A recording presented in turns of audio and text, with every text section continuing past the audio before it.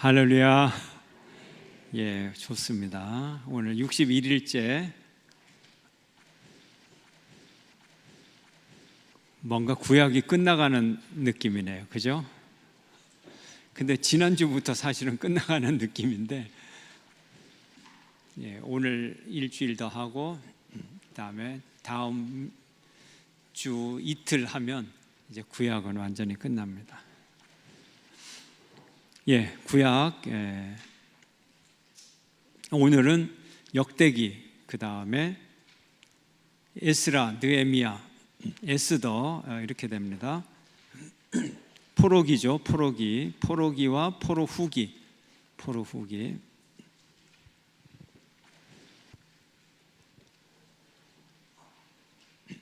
연대 몇 개 외우기로 했죠. 연대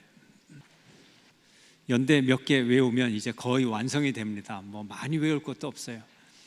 몇 개 안 돼요. 이제 포로기 1차, 2차, 3차만 외우면 돼요. 그러면 이제 뒤에 포로 후기서, 에스라, 느헤미야, 이게 이제 학개 스가랴, 에스라, 느헤미야, 그 다음에 에스더, 말라기, 연대가 쫙 정리가 돼요. 예. 성경을 읽는데 굉장히 도움이 된다. 예. 북왕국 몇 년에 망했습니까? BC 722년. 다윗 왕조 몇 년에 시작이 됐죠? 1010년. 자, 북왕국 BC 722년. 남왕국은요? 586년. 예, 586년에 망하고, 그러면 남왕국을 망하게 한 나라, 무슨 나라? 바벨론. 북왕국을 망하게 한 나라? 아수르. 남왕국, 바벨론이 남왕국을 망하게 했는데, 바벨론은 몇 년도에 망했어요? 바벨론 다음에 오는 나라는 어떤 나라죠? 페르시아, 바사라 그러잖아요. 바사, 페르시아가 몇 년도에 정복을 했어요? 538년, 539년, 뭐 1년 왔다 갔다 하는데 539년 저는 이렇게 배웠어요, 학교에서는. 그리고 538년도에 귀환 칙령을 내렸다, 뭐 이렇게 하는데, 우리 그냥 여기 나와 있는 대로 할까요? 뭐 망한 연도가 중요한 게 아니라 돌아온 연도가 중요하니까 538년에 망했다. 그리고 고레스가 칙령을 내렸다. BC 538년. 이건 이미 외운 사람도 있어요. 538년. 자, 그러면 다시 돌아가서, 유다가 망할 때 바벨론이 몇 차 침공을 했어요? 그런데 이제 그 전에 몇 년도에 우리가 알아야 될 게 있죠. 요시야 왕이 죽은 해가 중요하죠. 그죠? 요시야 왕이 몇 년도에 죽었어요? 609년, BC 609년. 요시야 왕이 BC 609년. 자, 그리고 요시야 왕이 609년에 죽고 그 아들 누가 왕이 됐어요? 여호아하스. 예. 왕이 됐는데 몇 달 왕이 됐어요? 3달. 자, 3달. 그런데 애굽이 임명을 했다 그랬죠. 아니죠. 자기가 그냥, 애굽은 전쟁하러 올라가고 무깃도에서 죽었어요. 요시야 왕이. 애굽은 전쟁하러 올라가니까 왕이 죽었으니까 그냥 왕을 여호아스로 임명. 3달 후에 애굽으로 다시 돌아가죠. 군대가 돌아가면서 보니까 어떤 왕이 돼 있어요? 허락도 안 받은 왕이 돼 있는 거예요. 누가 허락을 했어? 그래서 내가 시키는 대로 해. 그래서 누구를 임명을 해요? 여호야김. 그리고 여호아스는 포로로 잡아가요. 왕이니까 잡아가야 돼. 일단 잡아놔야 돼. 그게, 자, 609년 여호야김.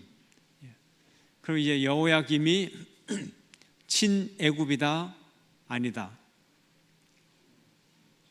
여호야김 친애굽이다 아니다. 애굽이 왕으로 임명하고 말 잘 들어 하고 갔으니까 애굽의 조공을 바칠까요, 안 바칠까요? 바치죠. 근데 전세는 기울어서 대세는 이제 어디서 북쪽에서 어떤 왕국이 커져요? 점점 바벨론. 바벨론이 1차 침공 몇 년도에 와요? 605년. 느부갓네살 왕 원년, 느부갓네살이 왕이 되면서 쳐들어요. 605년 파죽지세로 밀려 내려와요. 이게 1차 침공. 그러면 애굽에 충성하고 있는 여호야김을 붙잡고 뭐라고 할까요? 너 내 말 잘 들어. 나한테 조공 바쳐야 돼. 애굽 이빨 빠진 호랑이야. 그런 거 다 소용없어. 이제 천하는 우리야, 나야. 그래서 바벨론에게 조공을 바치기 시작을 해요. 1차 침공 605년 여호야김 왕은 안 바뀌었습니다. 자, 그런데 이스라엘의 문제는 항상 애굽으로 돌아가요. 애굽으로 다시. 왜? 가까우니까. 그래서 슬쩍 보니까는 여호야김이 자꾸 어느 쪽으로 기울어요? 애굽 쪽으로. 그러니까 바벨론이 가만히 두겠어요, 안 두겠어요? 또 쳐들어와요. 몇 차? 2차 침공. 이게 몇 년? BC 597년. 외우라 그랬어요. 껌뻑껌뻑하면 내 다 보여요. 여기서 눈동자 돌아가는 사람하고 눈동자 피하는 사람하고 그 차이예요. 예. 자, BC 597년 2차 침공. 말은 들어서 쳐들어왔으니까 그 왕을 가만히 두겠어요? 바꿔버리겠어요? 바꿔버려요. 바꿔. 그래서 여호야김을 교체, 그리고 바벨론으로 잡아가요. 바벨론으로. 여호야김을 잡아가면서 예언자 누구를 잡아가요? 같이 에스겔을 잡아가요. 그러면 그럼 1차에도 예언자 누구 잡혀갔는데 소년 누구? 다니엘. 1차는 소년 다니엘. 자, 2차 됐어요. 2차에 여호야김을 잡아갔는데 후임 왕을 세웠어요. 왕을. 이름이 누구? 여호야긴을 세웠는데 잠시 관찰을 해봤어요. 잠시가 며칠? 100일. 잠시 관찰을 해보니까 말을 잘 들어요, 안 들어요? 이거 말을 안 듣겠어. 그래서 3달 10일 줬는데, 왕위를 줬는데 안 돼. 다시 잡아가. 그래서 누구를 임명을 해요? 시드기야를 임명을 해요. 이게 몇 년? 2차 침공 BC 597년. 시드기야가 왕이 됐어요. 그럼 바벨론에 가면서 시드기야 보고 너 바벨론 말 잘 들어야 돼. 내가 누군 줄 알아? 느부갓네살 왕이야. 천하의 느부갓네살 왕인데 말 잘 들을 거야? 예, 잘 듣겠습니다. 갔어요. 그 유다의 문제가 또 뭐라고요? 바벨론에서 멀어지면 어느 쪽으로 또 가서 붙어요? 애굽으로 또 가서 붙어요. 근데 정확하게 얘기하면 왔다리 갔다리 하는 거예요. 갈피를 못 잡는 거예요. 이거 어떻게 해야 될까? 원래 격변기니까. 바벨론에서 보니까 시드기야가 애굽 쪽으로 더 많이 가서 붙는 거예요. 그럼 또 쳐들어와요, 안 쳐들어와요? 본때를 보여줘야지. 내가 누군데 왔다 갔다 해. 그래서 3차 침공. 이게 몇 년도? 완전히 망하는 연도? 586년. 그 연도가 어려운 게 아니잖아요. 왕조가 다 해결되잖아요. 그러면 609년에 죽은 요시야, 그 아들과 후대 왕들의 관계. 자, 요시야가 죽고 여호아하스, 요시야의 몇째 아들? 둘째 아들. 둘째 아들이 죽고 이제 바벨론에서 죽고, 둘째 아들이 아니지, 아버지가 죽고 둘째 아들 여호아하스가 왕이 됐는데 3개월 만에 또 바꿨어요. 그럼 그때 다음에 왕이 된 여호야김, 609년에 여호야김이 왕이 됐을 때 여호야김은 요시야의 몇째 아들? 첫째 아들. 그리고 이제 2차 침공이 됐고, 2차 침공 때는 그냥 쳐들어오고, 그 다음에 2차 침공 때 여호야김을 폐위시키고 시드기야, 여호야긴은 또 누구예요? 여호야김의 아들, 요시야의 손자. 그리고 여호야긴을 3달 열흘 동안 뒀다가 폐위시키고 시드기야, 시드기야는 요시야의 몇째 아들? 셋째 아들. 아들 3명이 왕이 되기도 쉽지 않아요. 근데 하나도 영광이 아니야. 나라가 망할 때가 돼갖고 이렇게 된 거예요. 연도 외우게 하려고 하는 거예요. 연도 외우게 하려고.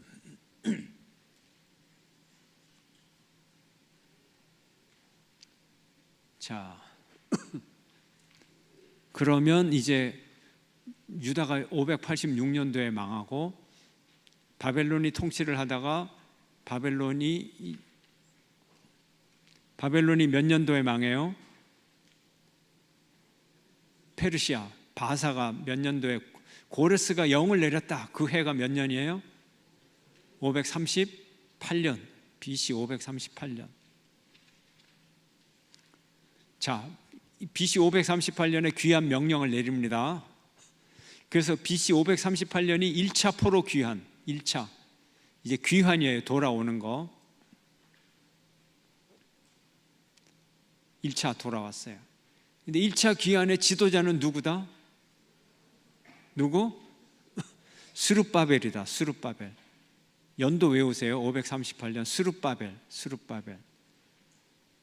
자, 스룹바벨이 와서 한 게 뭐다? 성전 재건, 성전입니다. 성벽이 아니고 건물. 예, 성전. 538년에 돌아와서 성전 재건을 언제부터 시작해요? 536년, 2년 후부터 성전 재건을 시작해요. 그리고 성전 완성할 때까지 몇 년? 20년. 그러면 BC 516년 성전 재건, 스룹바벨 성전은 몇 년도에 완공이 된다? 516년. 516년. 귀환은 538년. 귀환에서 2년째 536년에 성전을 시작해서 20년 걸려서 516년에 성전을 완성하는데, 이 성전은 두 번째 성전 스룹바벨 성전이다. 근데 중간에 공사가 잠깐 중단이 됐어요. 실제로 나중에 건설을 진짜로 열심히 그 성전을 건축한 건 4년 걸렸어요. 4년. 그러면 516년에서 4년을 빼면 어떻게 돼요? BC니까 520년. 그러니까 536년에 성전을 건설하기 시작해서 하려고 하는데 중지. 그러다가 520년에 새로 시작을 해서 516년에 완성이 됐어요.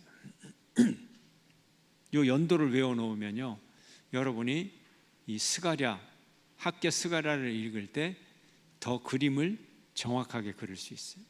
그 다음에 예레미야서를 읽을 때 여호야 김 시대다, 여호야 긴 시대다.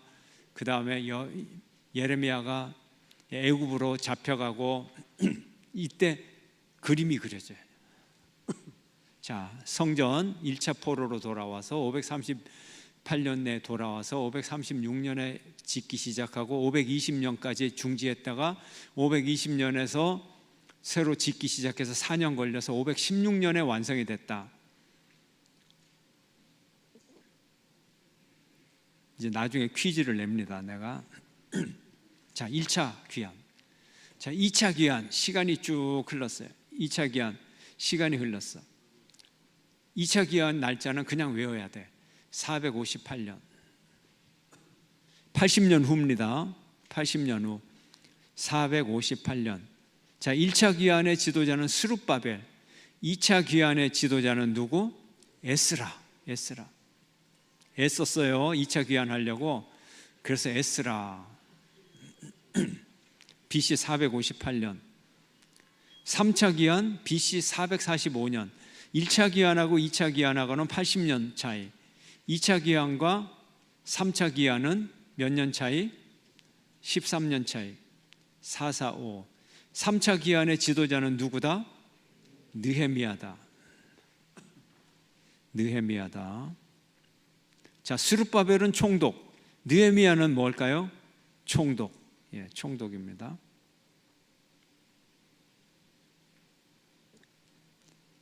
그러면 바벨론 포로 70년이라고 하는데 바벨론 포로 70년이라고 하는 이유, 어디서부터 어디까지 두 가지 설이 있어요. 어떻게 하면 70년이 나올까요?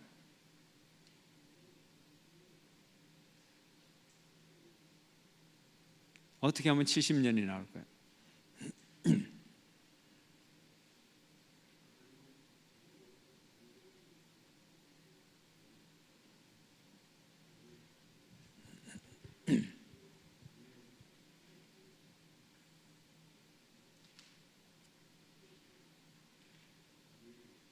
예.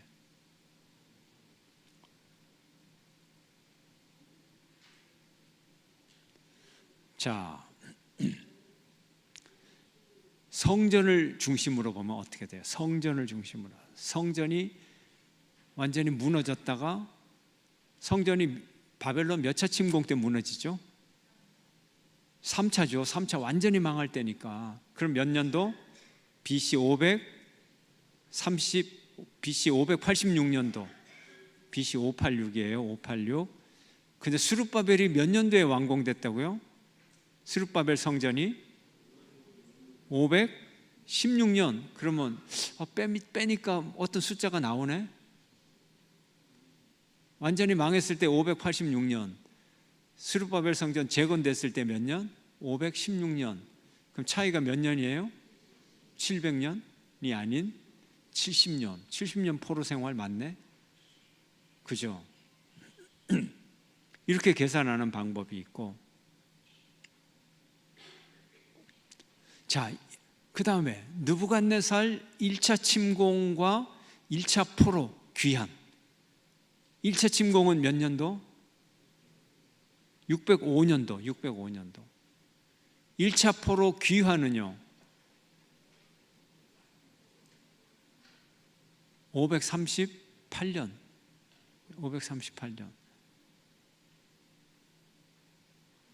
저는 교과서에서 539년으로 배웠다 그랬잖아요. 그러니까 609년에서 539년, 그럼 빼면 몇 년 나와요? 70년 나오죠. 그래서 1차 느부갓네살 바벨론 침공 1차 침공에서 1차 포로 귀환까지 이렇게 70년으로 보기도 하고, 성전이 망해서 스룹바벨 성전이 재건된 거, 이거를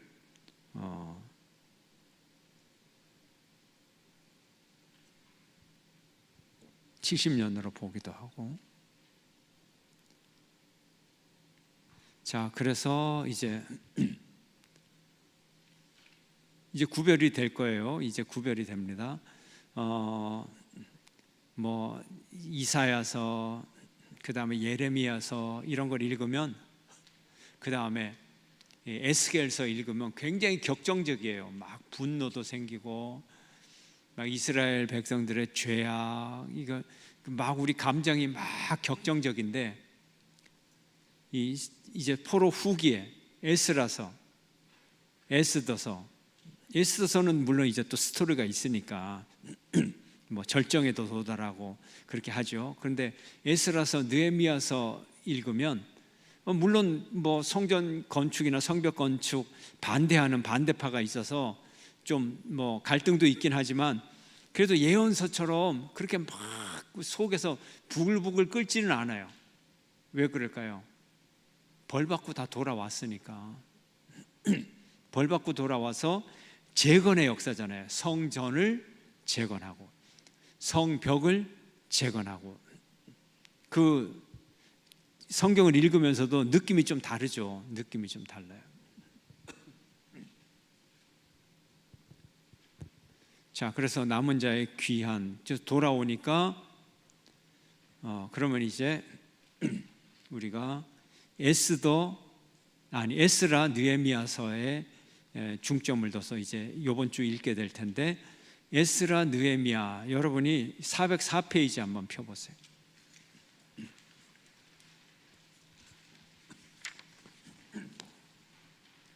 예, 401페이지부터 한번 볼까요? 401페이지. 401페이지 61일째 역대기를 보면 족보로 시작을 합니다. 역대기의 저자는 누구로 보고 있어요? 전통적으로 에스라다 이렇게 보고 있어요. 자, 그가 포로에서 귀환했을 때 이스라엘의 신앙 공동체는 정체성을 상실한 지 오랜 시간이 흘렀습니다. 망하기 전에도 정체성을 잃었는데 완전히 망하고 포로로 잡혀가서 살 때 정체성을 더 잃을까요? 공고해야 할까요? 정체성을 더 잃어가겠죠. 이제 돌아왔는데도 그 정체성이 쉽게 살아나질 않아요. 왜요? 돌아오니까 더 심각해요. 왜냐하면 내 나라라고 돌아왔는데 내 나라에 누가 살고 있어요?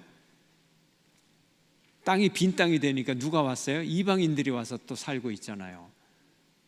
그러니까 현대 이스라엘하고 똑같아요. 현대 이스라엘 2000년 동안 떠나 있다가 내 나라라고 시오니즘 해갖고 모금 운동도 하고 뭐 해갖고 뭐 백투 예루살렘, 백투 팔레스타인 해가지고 다 돌아왔는데 국가가 재건된 건 아니잖아요.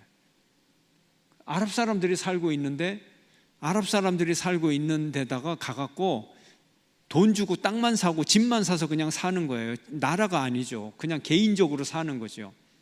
얼마나 힘들겠어요. 포로 귀환이 똑같은 거예요. 아직 독립된 나라가 아니고 포로 귀환 해봤어야 여전히 어떤 나라 지배예요?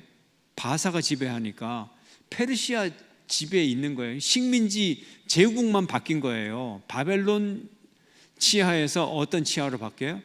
페르시아 치하로 바뀐 거예요. 아직 내 나라가 아니에요. 그러니까 돌아왔는데 돌아와서 뭐 무슨 환영식이 있는 것도 아니고 그냥 자기 돈 갖고 집 팔아갖고 바벨론에 있는 집 팔아갖고 혼자 쫄래쫄래 와가지고 돌아가자 하니까는 그냥 그래 김서방 이서방 돌아갑시다 해서 너는 며칠 날 가는데 나는 15일 날 나는 14일 날 마차는 잘 끊어놨어 티켓은 그렇게 하고 각자 와가지고 예루살렘에 집 보니까 이 집은 너무 비싸네 이 집은 싸네 그래서 식구에 맞는 집을 그냥 개인적으로 사가지고 돌아왔어요. 예.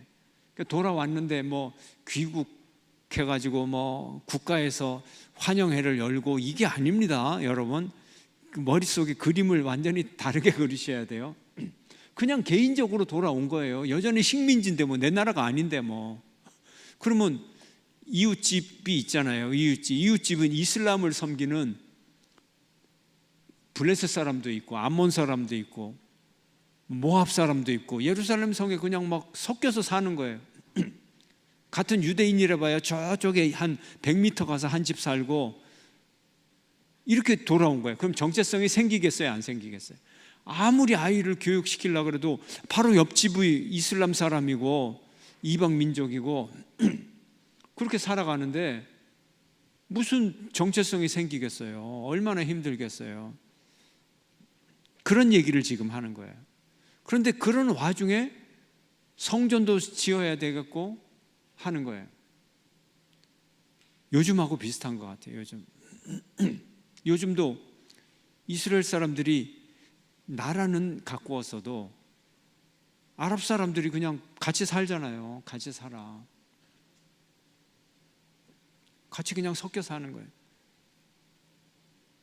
근데 이 사람들은 그 이스라엘 사람들은 섞여 사는데 이력이 났어요.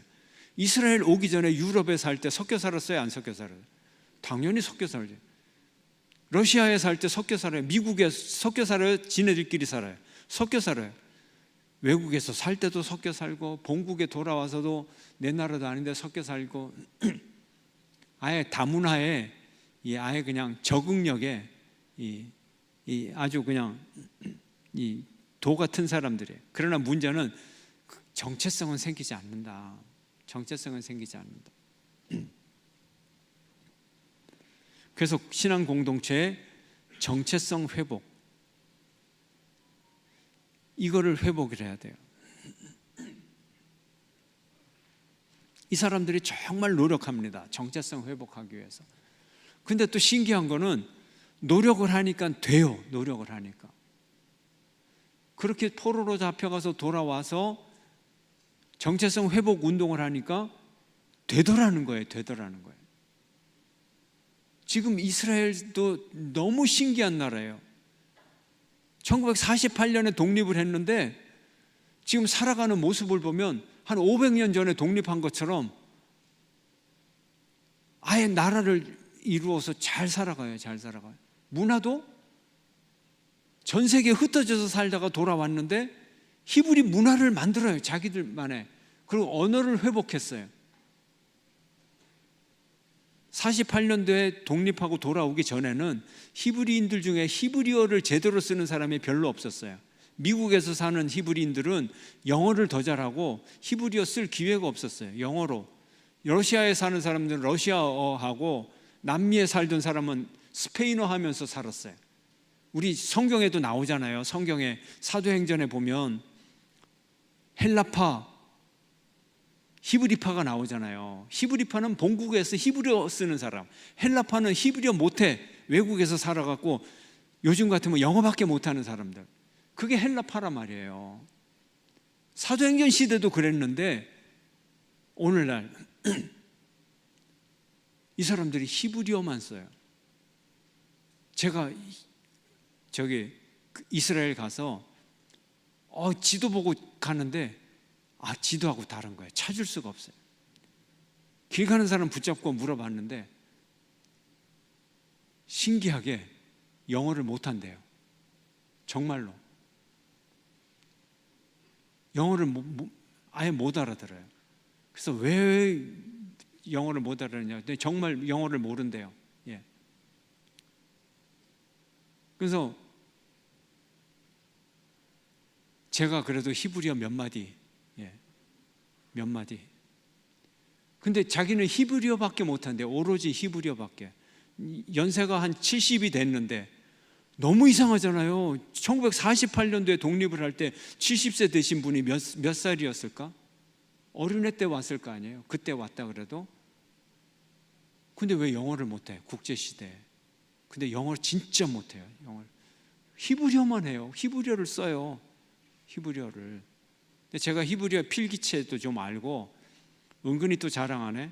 제가 히브리어 중급까지 했어요. 근데 지금 다 잊어버렸어. 10년 전에 일주일에 이틀씩 가가지고 히브리어 배워가지고 회화를 했다니까요. 안 쓰니까 잊어버려. 안 쓰니까 회화를 해서 동화책 정도는 읽었어요. 동화책 정도는 읽고 말을 했는데 한 15년 전혀 책 표지도 안 열고 하니까 지금은 전혀 발음도 읽는 것도 힘들어졌어요. 좀 했어. 그래서 의사소통을 했어요.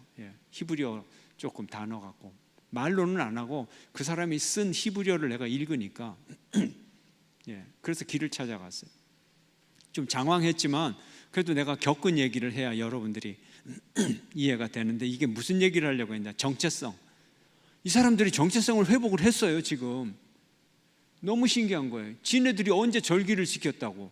근데 지금은 절기도 지키고 합니다. 이스라엘 사람들이. 와, 이것들 진짜 무서운 민족이죠. 그러니까 흩어져서 살다가 돌아오면 첫 번째 과제가 뭐다? 정체성 회복이다. 정체성 회복. 뭐 2000년 전이나 지금이나 뭐 똑같다. 그래서 에스라가 돌아왔을 때 가장 중요한 게 정체성 회복이다. 이게 돼야 신앙을 회복하니까 그걸 강조하려고 한 거예요. 그러면 이제 에스라서에서 쭉 읽으면서 내용이 나와요. 그러면 신앙 회복, 정체성 회복이라는 것은 민족의 주체성 이런 회복이 아니고 결국은 뭘 회복한다? 여호와 야훼 신앙을 회복한다. 야훼 신앙. 그럼 야훼 신앙을 회복하려면 눈에 보이는 뭐를 회복해야 돼요? 눈에 보이는 성전을 회복한다. 이거 굉장히 중요한 거예요. 성전을 회복. 오늘날에도 뭐 눈에 보이는 건물이 뭐가 중요하냐? 뭐 눈에 보이지 않는 성도의 공동체가 중요하지. 근데 눈에 보이지 않는 공동체가 모이려 그래도 건물은 필요하지 않아요? 그죠? 그래요. 흑백 논리가 아니에요. 다 중요하죠. 뭐가 덜 중요하고 덜 중요한 게 아니에요. 성전을 건립함으로써 이스라엘 백성들에게 뭐가 확립이 돼요? 정체성이 확립이 된다. 그래서 돌아와서 제일 먼저 한 일이 뭐라고요? 성전 회복. 성전 회복. 그럼 오늘날에 건물이 뭐 중요하냐? 그 사람들 얘기가 맞으면 성전 회복했겠어요? 안 했겠어요? 안 했어요. 그리고 하나님이 성전 필요 없다 이렇게 하겠죠. 성전 기껏 만들어 놓고 죄만 짓고, 그래서 내가 떠났잖아. 성전 누구들 지금 성전 새로 짓는다고 내가 올 줄 알아? 안 와. 택도 없어. 이럴 수 있잖아요. 성경 중에 에스겔서 보면 하나님이 뿔 떼고 팍 내면서 성전 확 떠나버리잖아요. 그죠? 열받아가지고 하나님이 진짜 더러워서 다시는 안 들어온다. 가시는 걸음걸음 놓인 그 곳을 사뿐히 지려밟고 가시 없어서 노래도 할 겨를도 없이 하나님이 확 떠나버렸다니까요. 막 움직이는 수레바퀴, 막 하나님의 그 불타는 마차바퀴를 타고 휙 가버리셨는데, 그 무슨 수로 그 하나님을 붙잡아요? 하나님 본질적 하나님이거든요. 성전이 필요 없으면 왜 짓게 했어요? 백날 지어봐라. 택도 없다. 나 안 들어간다. 내가 그까지 솔로몬 성전도 안 들어가, 기분 나빠서 떠났는데 솔로몬 성전하고 비교해서 그렇게 초라한 성전 그래놓고 이제 다시 돌아오라고? 웃기지 말어. 하나님이 그러시죠, 당연히. 근데 하나님 그 성전을 스룹바벨 성전 받으셨어요? 안 받으셨어요? 스룹바벨 성전을 받았다 이런 구절은 없지만 역사상으로 보면 하나님이 거절은 안 하신 거죠. 왜요? 성전이 중요하지만 성전이 중요한 이유가 뭐예요? 그 성전을 통해서 이스라엘 백성들이 뭘 회복했어요? 정체성을 회복했다. 그래서 에스라서를 보면 성전이 회복이 됐는데, 성전 회복되고 나서 말씀 사경회를 열고 회개도 하고 기도회도 하고 노력을 해요, 안 해요? 노력하잖아요. 그러면 하나님이 그걸 기쁘게 받으신 거죠. 기쁘게 보시는 거죠. 그래서 우리가 육을 가진 존재이기 때문에 우리의 육신이 하나님 앞에 제사드리고 하는 이런 성전이 필요하다. 그래서 성전을 지었다 하는 거예요. 이제 이해되시죠? 성전을 지었고, 이제는 성전의 제사만으로 끝나는 게 아니니까 뭐를 회복을 하려고 노력을 해요? 율법을 회복하려고 노력한다. 율법의 회복이라는 건 뭘 의미를 갖고 있어요? 하나님의 말씀대로 살아가는 거, 순종하는 거, 이제 그거를 이제 하는 거예요. 그래서 옛날에는 절기도 안 지키고 뭐 레위 계급이 있긴 있었지만 그냥 조금 거친 표현으로 개판이었잖아요. 개판이. 율법서는 저쪽 성전 창고에서 곰팡이처럼 팍 먼지나게 쌓여 있고, 그거 몇십 년 만에 들여다보고 요시야가 정신 번쩍 나서 종교 개혁하고, 그러니 얼마나 한심합니까? 그런데 이제는 말씀 교육을 통해서 그 말씀이 이스라엘 백성들의 뭐에 살아있게, 생활에 살아있도록 에스라가 학자 겸 제사장으로 말씀 교육을 시작하면서 이제 말씀이 살아나게 되는 거예요. 종교개혁, 진짜 종교개혁을 만든 거예요. 이게 에스라서입니다. 아멘. 그러다 보니까 또 문제가 뭐예요? 이방인하고 섞여서 살다 보니까 뭐가 섞여요? 결혼이 섞이는 거예요. 피가 섞이는 거예요. 그런데 이스라엘 민족의 정체성, 신앙을 회복하려면 이 결혼관계, 이 그러니까 이제 피가 섞인 거, 이게 장애물이 될까요? 도움이 될까요? 장애물이 되죠. 장애물이. 그래서 이제 결혼관계를 정리하라고 한 거예요. 이거는 정말 성경에도 그런 뉘앙스가 있어요. 인간적으로는 너무 힘든 일이에요. 그래서 이방인 아내와 자식을 보내면서 어떻게 보내요? 즐겁게 빠이빠이 보내요? 눈물을 흘리면서 보내요? 눈물을 흘리면서 보내죠. 가족인데. 그러나 무엇 때문에? 민족의 정체성, 신앙을 회복하기 위해서. 그래서 한 세대가 포로에서 돌아와서 신앙을 재건하려고 하는 한 세대가 희생을 하는 거죠. 어떻게 보면 희생을 해요. 결혼관계를 깨끗이 하고 희생을 해. 이건 큰 희생이에요. 근데 그걸 달게 받아들이고 그렇게 함으로써 그 다음 세대부터 이제 이스라엘 사람들끼리 결혼을 하면서 정체성을 더 빨리 회복할 수가 있는 거죠. 이게 에스라서의 내용. 근데 이제 더 공고히 하기 위해서 성벽. 성벽은 무슨 의미를 갖고 있어요? 성전과 성전은 물론 당연히 하나님의, 그 다음에 성벽은 예루살렘 성이라고 하는 하나의 도시, 도시를 재건한다고 하는 것은 국가를 재건한다고 하는 의미와 같아요. 그래서 성전을 회복함으로써 종교를 회복했고, 이제는 이 도시를 회복함으로써 그 도시 전체를 거룩한 도시로 회복함으로써 사회 제도, 국가를 회복하는 그런 상징적인 의미를. 그러나 여전히 섞여 사는 거예요. 그 국가를 완전히 회복한 건 아닙니다. 아직도 페르시아의 지배하에 있기 때문에 그래도 그런 상징적인 의미를 갖고 있다. 그래서 3차 포로 귀환 스룹바벨이 돌아옴, 스룹바벨이 아니라 누구? 느헤미야가 돌아옴으로써 가만히 있으면 안 돼요. 목사님 실수하는데 언제까지 실수하나 보자. 아주 그렇게 나쁜 마음 갖고 가만히 있는 사람들, 아무것도 모르고 있다, 그건 머리가 나쁜 거고. 이 얘기는 안 하려고 그랬는데 이 얘기를 꼭 해야만 되겠어. 그래야 정신을 바짝 차리고 들을 테니까. 느헤미야가 이제 귀환을 해서 했고, 느헤미야는 예루살렘 성을 정화하고 또 성전에 있는 여러 가지 이방인의 도비아의 사무실을 정리했다든지 이런 기타 정체성을 회복하기 위해 정리를 한 거죠. 이제 그 사이에 에스더서가 있죠. 에스더서. 그럼 에스더서 하기 전에, 자, 402페이지 족보가 나와요. 그런데 족보가 똑같은 게 아닙니다. 목적에 따라 족보의 구성이 달라져요. 목적에 따라서. 역대기 1장부터 족보가 나와요. 족보를 보면 쭉 나가면서 야곱의 아들들이 나오고, 야곱의 아들 중에 한 지파 중심으로 족보가 나옵니다. 그 지파는 무슨 지파일까요? 유다 지파. 그 다음에 유다 지파가 나오면 그 다음에 누가 또 등장을 할까요? 어떤 왕?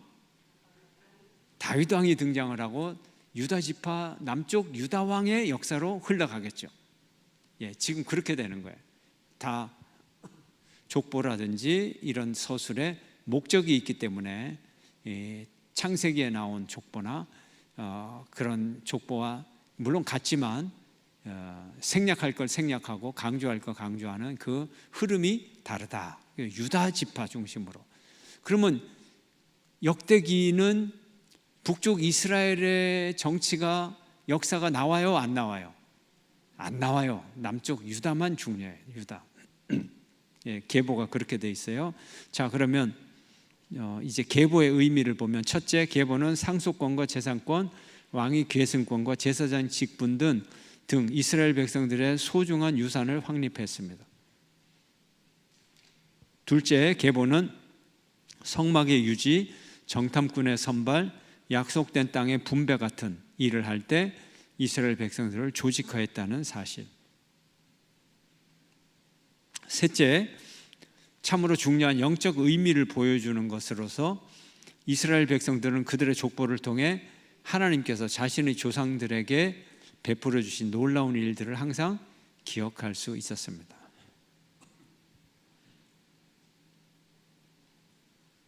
역대기의 저자인 에스라는 하나님께서 역사상 중요한 역할을 맡은 민족으로 이스라엘을 어떻게 선택하셨는지를 보여주기 위해 많은 이름들을 일일이 나열하였습니다. 사실 어떻게 보면 이런 계획은 아브라함과 다윗 이전에 아담에게서부터 이미 시작된 것이라고 볼 수 있습니다. 그리고 성경의 계보는 그러한 사실을 분명히 보여줍니다. 자, 에스더 한번 넘어갈까요? 다음 페이지.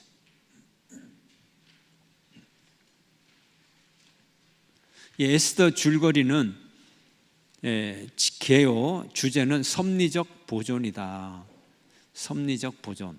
이스라엘 백성들을 하나님이 어떻게 섭리로 보존해 가시는가. 그래서 줄거리가 나와 있어요. 와스디 왕비의 폐위, 에스더가 왕비가 되고 하만의 음모, 모르드게의 구원 청원, 에스더가 도움을 받고 모르드게가 명예를 얻고 하만의 처형, 유대인의 복수, 부림절 탄생, 모르드게의 수상이 되다. 굉장히 드라마틱하죠. 예, 드라마틱해요. 줄거리가 정말 갈등으로 치닫다가 또 급격한 종말로 탁 내려갈 때 기분이 좋죠. 기분이 좋아. 그리고 이 모든 계기들을 보면 극적인 전환이 이루어지잖아요. 극적인 전환. 그죠? 왕이 밤에 마침 잠이 안 왔어. 마침 잠이 안 왔는데 사기를 딱 읽다가 충분히 공을 세웠는데 보상을 못한 사람이 있느냐 하니까 모르드게 얘기가 또 탁 떠오르는데, 그 모르드게가 그 당시에 어떤 상황에 있었어요? 죽음의 상황에 있었는데 얼마나 드라마틱하고 극적인가요? 하나님의 구원은 이렇게 극적이다, 이렇게 드라마틱하다 하는 거죠. 그리고 밑에 에스더 속에 나타난 시간의 흐름을 한번 보죠. 그렇게 얘기했던 제1차 기환 몇 년도? 538년도 고레스의 칙령에 의해서 스룹바벨을 지도자로 한 1차 기환이 일어났다.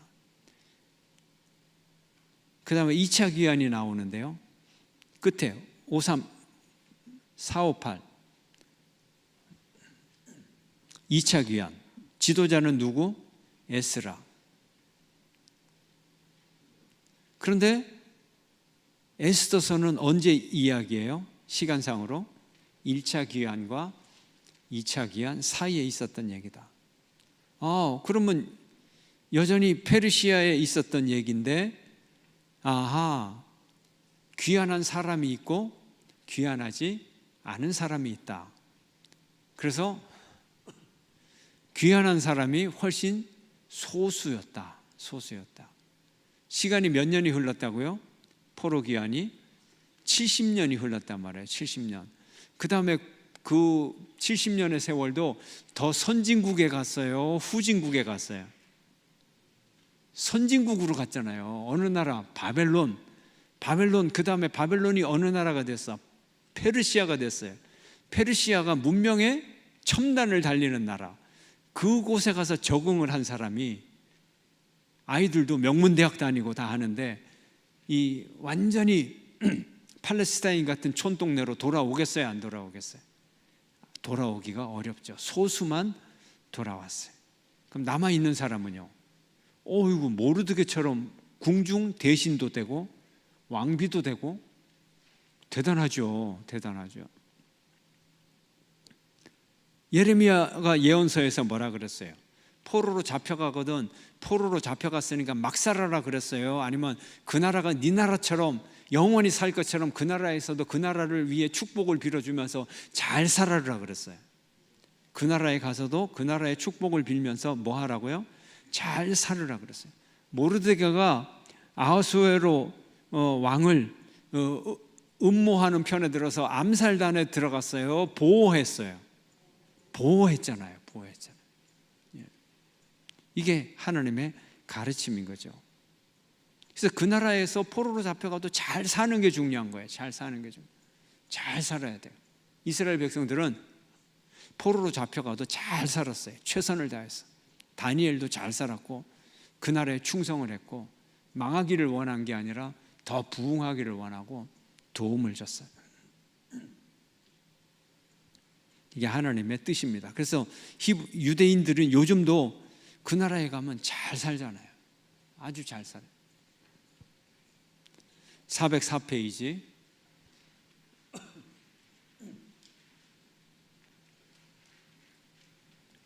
연도가 중요합니다. 여러분, 연도에 자신감이 있으면 이제 성경이 진짜로 읽어진다니까요.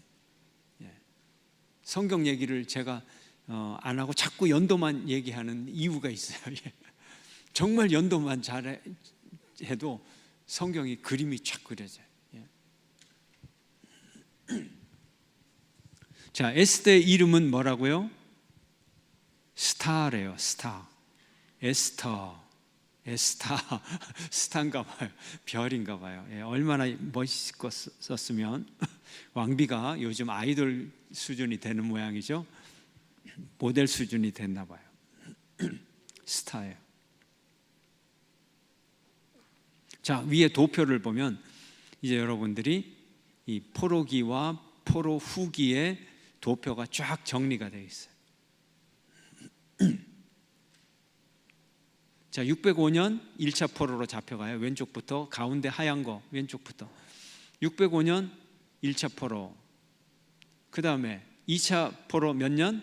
597년. 연도가 탁탁 나와 있어요. 그래서 그 다음에 586년에 3차 포로 완전히 망했고, 쭉 가다가 538년에 귀환했어요. 1차 포로 귀환. 그리고 곧바로 2년 있다가 성전 재건을 시작을 해요. 그러다가 520년까지 성전 재건이 중단되었다가, 성전 재건은 왜 중단됐어요? 이방인들, 팔레스타인 땅에 살고 있는, 예루살렘 성에 살고 있는 이방인들이, 유대인들이 돌아와서 성전을 재건하고 정체성을 회복하고 자기들이 막 세력을 얻어가면 거기에 함께 살아가는 이방인들은 피곤해요? 덜 피곤해요? 피곤해지죠. 인간이니까. 그러면 이스라엘 백성들이 정체성을 회복해 가는 것은 이방인들에게 있어서는 아주 삶이 피곤해지고 위험해지는 거예요. 그러니까 이스라엘의 성전이 회복이 돼요, 안 돼요? 회복되면 안 돼요, 이방인 입장에서는. 그래서 막 상소문을 올리죠. 황제시여, 왕이시여, 이 유대인들이 어떤 존재인 줄 아십니까? 유대인들은요, 반항하는데 아주 그냥 특징이 있어요. 방골이에요, 방골. 죽을 때까지 반항을 합니다. 이 사람들을 내버려뒀다가는 당신의 제국이 망할 수가 있으니, 더군다나 신앙을 회복하고 성전까지 완공이 되면 이 사람들의 이 못된 기질들을, 이 방골 기질을 막을 길이 없습니다. 그러니까 왕이 보니까 그렇거든요. 왕이 보니까 그래요. 바벨론이 이 586년도에 예루살렘을 망하게 할 때 바벨론의 자존심을 상하게 하게 했고, 그 다음에 나중 일이지만, 한참 후의 일이지만, AD 70년에 유대 독립운동이 일어났을 때 마사다까지 가가지고 아주 끝까지 저항을 해서 로마의 자존심을 팍 짓밟아 버렸잖아요. 그래갖고 예루살렘 성을 다 허물어 버린 거 아니에요. 그건 물론 나중 일이지만, 그 전에도 바벨론에게 망할 때도 아주 끝까지 저항을 해왔어요. 제국의 자존심이 다 상했어요. 그걸 다 알아요. 그러면 안 되겠네. 성전 건축 중지 몇 년까지? 520년도. 그 다음에 줄거리가 어떻게 돼요? 자, 이때는 어떻게 해야 되나요? 기다려야죠. 기다리다가 지혜를 썼어요. 어떻게 지혜를 썼어요? 왕이시여, 다리오 왕이 내린 조서를 확인해 보십시오. 옛날 서류가 있습니다. 이제 법적으로, 감정이 차분히 몇 년 동안 이제 감정이 차분히 가라앉고 나서 이제 법적으로 대응을 한 거죠. 그래서 법조문을 찾아보니까 옛날 명령이 다 있고 그게 취소가 안 됐어요. 그냥 중지만 시킨 거예요. 법적인 조치를 취한 게 아니에요. 그러네. 이거 그냥 명령을 내렸는데 중간에 왜 멈췄지? 계속해도 돼. 이렇게 된 거예요. 머리가 좋은 거죠. 우리가 폭풍우가 올 때는 어떻게 해야 돼요? 막 맞서서 나가야 돼요? 아니면 잠시 고개를 숙이고 있어야 돼요? 잠시 고개를 숙이고 있는 거. 이게 지혜입니다. 그러다가 폭풍우가 지나가니까 다시 재건을 해가지고 까짓 거 4년 하니까 지어지네. 4년 만에 지은 거죠. 이렇게 또 연대표를 또 다시 복습을 하고 있지만, 단순한 복습이 아니라 지금 에스라서를 공부하고 있는 겁니다. 중지했다가 다시 재건을 하고 시작을 해서 성전에 완공하기까지에 이르렀다. 완공하고 나서는 율법을 회복하고 결혼을 회복하고 그래서 정체성을 회복하게 됐다. 그리고서 에스라서와 느헤미야서는 연도별로는 이렇게 차이점이 있어요. 여러분 한번 보세요. 연도별로는 이렇게 차이점이 있는데 에스라서와 느헤미야서는 한 권으로 붙어진 책이었다. 책으로는 그렇다는 거예요. 책으로는 그래요.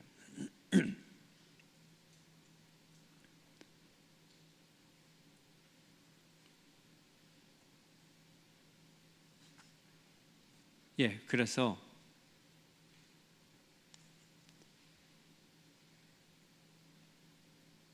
자, 406페이지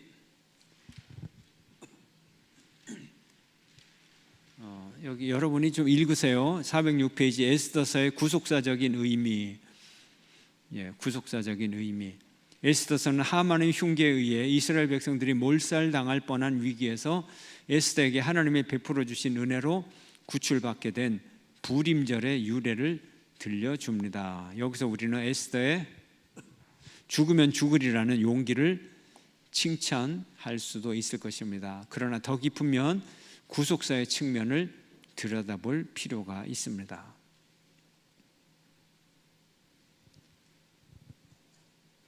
자, 407페이지 보면 하나님의 섭리의 측면을 도표로 그리고 있습니다. 하나님의 섭리가 있다 하는 거죠. 포로민에 불과한 유대인 소녀 에스더가 바사 제국의 왕후가 된 일, 대궐문에 앉았던 모르드게가 때마침 왕의 살해 음모를 엿듣게 된 일, 한 달 동안 에스더를 찾지 않던 왕이 에스더의 등장을 기꺼이 반긴 일, 잠들지 못하고 있던 아하수에로 왕에게 궁중 신하가 때마침 읽어준 궁중 일기의 부분이 모르드게가 왕을 위해 공을 세운 부분과 관련된 일, 궁지에 처한 하만이 에스더에게 살려달라고 매달릴 때 때마침 왕이 되돌아와 그 장면을 목격하고 그것을 강간으로 판단한 일, 모르드게를 매달아 죽이고자 세운 하만의 장대에 그 자신이 매달린 일. 자, 에스더 3장에서 10장, 또 바사의 풍습, 아하수에로 왕의 그 일반 역사에서 부르는 이름이 뭘까요? 407페이지 맨 밑에 두 번째 줄, 에스더서는 BC 5세기 바사 제국의 행정수도인 수산에서 아하수에로 왕의 일반 역사에서 이름은 크세르 왕의 재위 기간에 있던 사건을 기록하고 있습니다. 다리오 1세 고국으로 돌아가고 싶은 유대인은 누구나 그렇게 하도록 허락한 바사의 왕 다리오가 죽고 사망하자 그의 아들 아하수에로가 왕이 되었습니다. 아하수에로에는 자신의 왕비와 와스디에게 불만족하게 되자 그녀를 쫓아내고 에스더와 결혼한 왕입니다. 왕의 무슨 성격이 이렇습니까? 와스디가 굉장히 미인이라 그랬잖아요, 그죠? 그래서 뭐를 자랑하고 싶었어요? 왕비의 미모를 자랑하고 싶어서, 왕비의 미모를 신하들에게 자랑하고 싶어서. 자랑할 게 따로 있지. 예. 자랑하고 싶나요? 예. 근데 그 말을 안 듣는다고 그 미인을 어떻게 해요? 폐위를 시키고, 그리고 뭐 왕비가 오는데 뭐 호를 내밀지 않으면 왕비가 죽고, 그 못 볼 수도 있잖아요. 왕비가 앞에 나타나는데 왕이 집무하느라고 못 보고 그러면 그 왕비 죽네? 이런 제도가 어디 있어요? 오늘날로 보면 참 굉장히 엄격한 거죠. 그러니 에스더가 얼마나 무섭겠어요. 왕의 청을 한 번 안 들어줬다고 폐위하고 그렇게 된다면 에스더도 언제 무슨 일로 폐위당할지 몰라요. 하나도 행복한 자리가 아닙니다. 왕비가 됐어도. 그렇죠. 아니 남편 만나러 가는데 죽으면 죽으리라. 죽음 이게 남편이에요? 폭군이에요? 아 이거 무서워라. 왕비 안 되고 말지.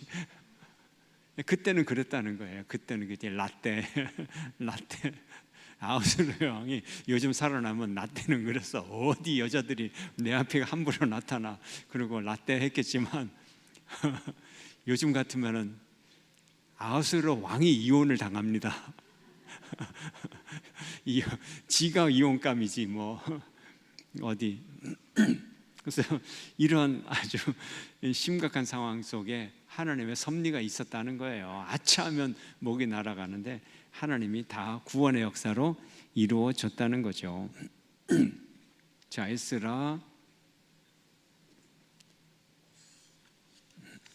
에스더서, 에스라 막 섞여서 지금 나오고 있어요.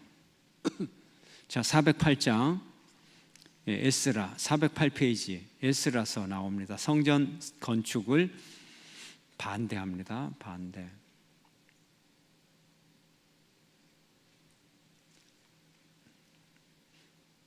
자, 그리고 409페이지 회개의 결과 이미 결혼한 이방 아내를 버리는 이스라엘. 결단이라 그랬죠. 결단에는 희생이 필요합니다. 자, 다음 페이지 410페이지 느헤미야가 등장합니다. 에스라와 느헤미야 한 책이라 그랬어요. 붙어 있는 책인데 역대기 상하 한 두루마리입니다. 붙어 있는 거예요. 그러니까 두루마리가 길고 크겠죠. 이게 내용이 많으니까. 그러니까 두루마리가 막 이거만한 두루마리를 들고 다니려니까 더군다나 양피지로 됐으니까 얼마나 두꺼워요. 그래서 두루마리가 크니까 보관도 힘들고 무거우니까 중간에 반으로 나누자. 그래서 반 가지고 두루마리로 만드니까 가벼워지잖아요. 두 권으로 따로 갖고 다니면 되니까. 그래서 분책이 된 거예요. 자, 열왕기 상하 원래는 두 권이었다, 한 권이었다. 한 권이었다. 근데 반으로 자른 거. 역대기 상하 한 권이었는데 자른 거. 사무엘 상하 왜 한 권이었는데 자른 거예요. 느헤미야, 에스라 느헤미야 한 권이었는데 잘랐습니다. 예, 여러분 이제 그걸 아시면 됩니다. 그래서 에스라를 읽고 느헤미야를 연결해서 그냥 쭉 읽으면 한 권의 책을 읽는 거예요.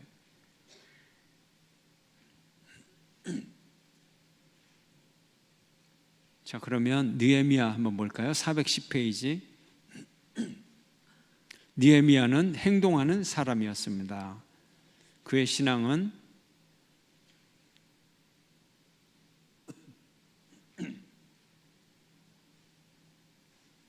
본문 읽기 전에 도표 한번 보죠. 느헤미야의 주제는 재건입니다. 무슨 재건? 성벽의 재건. 자, 그 다음에 그 연도표 보면 1차 기한 538년, 2차 기한 458년, 3차 기한 445년. 느헤미야의 시간은 어떻게 돼요? 느헤미야가 몇 년에 3차 기한에 돌아왔죠. 3차 기한, 느헤미야. 에스라가 먼저 돌아왔고 13년 전에 돌아와서 에스라가 귀환을 지도하고 있었고 느헤미야가 함께 에스라와 함께 이제 정체성 회복에 노력하게 된 거죠. 자, 느헤미야에 의한 예루살렘 성벽 재건 며칠 만에 지었어요? 52일 만에. 이건 기적입니다. 이거 하나님의 섭리죠. 그래서 계속해서 느헤미야의 귀국과 개혁 운동을 계속했다. 이렇게 도표가 나오고요. 밑에 이제 본문을 잠깐 보죠. 느헤미야는 어떤 사람이었는가? 느헤미야는 바사의 아닥사스다 1세를 위한 술을 맡은 관원이었다. 술 맡은 관원이 누구죠? 뭘 담당을 하죠? 술 맡은 관원. 왕의 술 친구? 왕의 술 친구?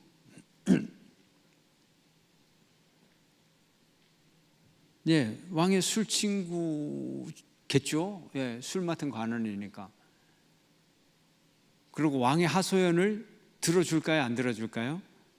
들어주죠. 그 왕의 술 친구니까 친구죠. 예, 대화를 나누고 왕을 위로해주고 그런 친구죠.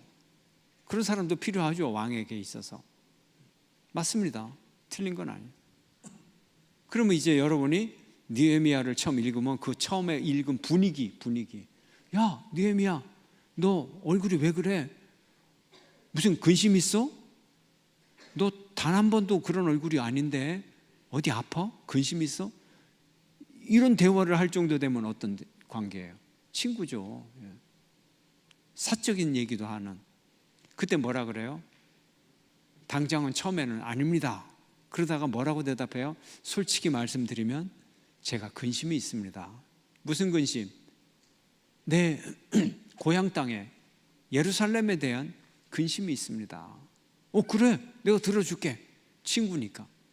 그래서 이제 문제가 해결이 되는 거죠. 그리고 술 맡은 관원, 그러면 요셉의 꿈 해몽, 술 맡은 관원, 같은 사람이에요. 같은 사람. 직책, 비슷한 직책이에요. 그래서 술만 대작을 할까요? 아니죠. 음식을 관리하는 거예요. 음식을 어떻게 관리하느냐? 영양도 관리하고 식단도 관리하지만 독을 검사합니다. 왕이 먹을 음식을 미리 다 맛을 봐서 독이 들어있으면 먼저 죽는 헌신을 하는 거예요. 먼저 죽어버려요. 왕의 생명을 구하는 거죠. 그러니까 친구가 될 수밖에 없어요. 술 맡은 관원만 매수해버리면 그 술 맡은 관원이 아예 독을 넣어버리면 되는 거니까. 그러니까 굉장히 중요한 자리죠. 그러면 어떤 직책만 있는 자리일까요? 실권자일까요? 무시무시한 실권자죠. 줄거리가 그렇게 연결이 되는 거예요. 그래서 이스라엘로 돌아가서 총독일을 보다가 다시 돌아가요. 다시 돌아가도 이미 이 사람은 직급이 굉장히 높기 때문에 총독 때 돌아가도 고관으로 돌아갈 거야, 하급으로 돌아갈 거야? 고관으로, 왕 옆으로 돌아가는 거야. 술 맡은 관원은 이랬다. 그리고 심지어는 한 걸음 더 나가서, 물론 왕마다 조금씩 다르지만 술 맡은 관원이 호위대장까지 할 수도 있다. 그 정도의 자리다. 보디발 장군 호위대장이잖아요. 술 맡은 관원이 그 정도의 자리까지도 될 수 있다 하는 거죠. 그런데 이제 이 성경이 간단하게 나와 있지만 스룹바벨의 이 모습을 보면 그런 권력의 모습이 아니라 굉장히 섬기고 겸손한 모습으로 나타나 있습니다. 왕과의 모든 대화를 보면. 자, 상황을 한번 보면 느헤미야는 에스라가 예루살렘에 돌아간 지 12년, 그리고 스룹바벨이 예루살렘으로 돌아간 지 90년이 지난 후에, 포로 생활 70년이라고 했는데 귀환은 이렇게 긴 거예요. 90년, 80년 뭐 이렇게 귀환을 하는 거예요. 예루살렘의 황폐한 상태에서 대한 소식을 듣고 마음이 초조하고 근심에 쌓이게 되고, 그래서 기도하면서 왕에게 접근하여 예루살렘에 갈 수 있도록 허락을 받아냅니다. 그냥 가는 게 아니죠. 예루살렘을 회복하기 위해서 가는 거죠. 자, 돌아온 느헤미야, 폐허를 돌아보고 BC 444년에 성벽 재건을 시작합니다. 맹렬한 사방으로부터 맹렬한 반대, 그러나 흔들림 없이 저장합니다.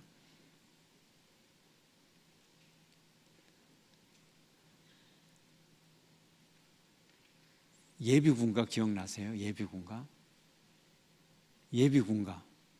향토 예비군, 이 뒤밖에 기억이 안 나네.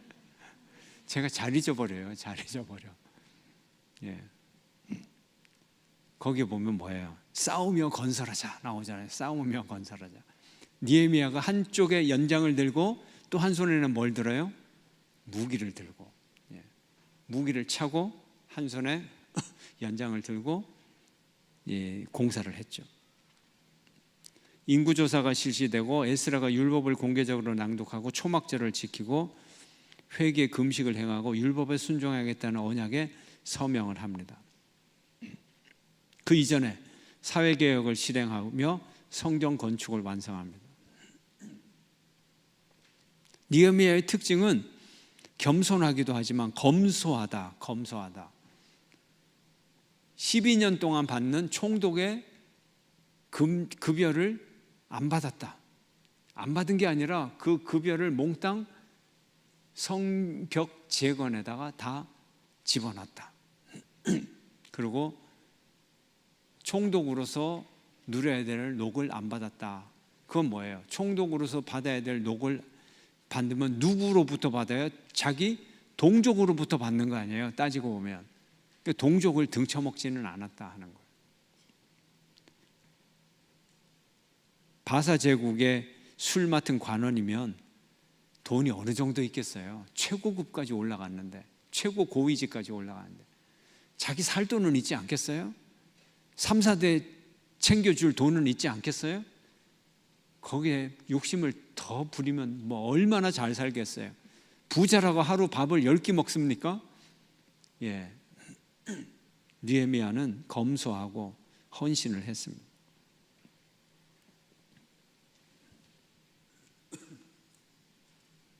자, 그래서 다시 돌아갔어요. 느헤미야는 바사의 아닥사스다 왕에게 돌아오고 BC 433년에 그 다음에 두 번째로 다시 예루살렘을 방문합니다. 이런 줄거리들, 이거 소설 아니야? 근데 성경을 읽어보면 다 나옵니다, 여러분. 그래서 미리 공부를 하는 거예요. 성경 읽으면 이게 그 얘기구나. 돌아갔다가 페르시아로 갔다가 다시 돌아왔구나. 그래서 보면 내가 다시 돌아와 보니 뭐 이런 표현이 나와요. 예. 두 번째 방문 기간 동안 그는 좀 더 많은 개혁을 수행합니다. 느헤미야서는 모두 13장 406절로 되어 있고 신약의 5번 직접 간접 인용이 됩니다. 커버하는 시간은 BC 445년에서 415년. 꽤 되네. 길이가 몇 년 동안? 30년 동안 있었던 스토리예요. 30년. 성벽 재건은 444년에 52일밖에 안 걸렸는데 이 성벽 재건만 재건한 게 아니라 30년 동안 이스라엘의 신앙을 재건했다. 느헤미야도 대단한 지도자다 하는 거예요. 자, 요엘서가 등장합니다. 413페이지. 예, 요엘서도 연대가 이때가 맞느냐?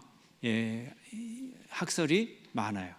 전기 학설이 있고 후기 학설이 있고, 지금 이 구절은 이 주목사님은 후기 학설로 요엘을 분류를 했습니다. 시험에 들 필요는 없어요. 학자들도 헷갈리는데 뭐 여러분들이 뭐 이걸 전기냐 후기냐 따질 필요 있어요? 은혜만 받으면 되지. 요엘의 시대 후기설로 두고 414페이지에 보면 맨 밑에 노란 그림이 있어요. 414페이지 노란 글씨 요엘이 그래서 겸손하게 물음표를 붙여놨잖아요. 440에서 430 이때일 것이다. 예, 겸손한 표현입니다. 그래서 요엘의 특징은 뭐예요? 그날은 어떤 날이에요? 여호와의 날은 어떤 날이에요? 심판의 날. 그러니까 그날 여호와의 날, 심판의 날. 예, 심판의 날. 누가 심판받아요? 악한 사람이 심판받죠. 악한 사람. 그럼 악한 사람이 심판받을 때 좋은 사람이 있어요. 누구? 착한 사람. 그래서 심판의 그날은 두 가지 의미를 갖고 있어요. 나쁜 사람에게는 심판의 날이고 착한 사람에게는 구원의 날이다. 구원의 날이다. 한 사람은 그날이 오지 않았음을 바라고 한 사람은 그날이 오기를 고대하고 있다. 하나님이 오시는 날. 여러분은 하나님의 오심을 기다립니까? 제발 좀 늦게 오십시오 합니까? 기다려요? 오늘 밤에 오셔도 괜찮겠어요? 오늘 밤에? 나 장례식 치러야 되는데 그러면 제가 준비를 하고 있어도 되겠습니까? 예, 그날. 하여튼 그날이에요. 그날. 자, 이제 여러분이 읽어 가시면서 시편도 은혜를 받으시면 좋겠습니다. 이상으로 마치겠습니다.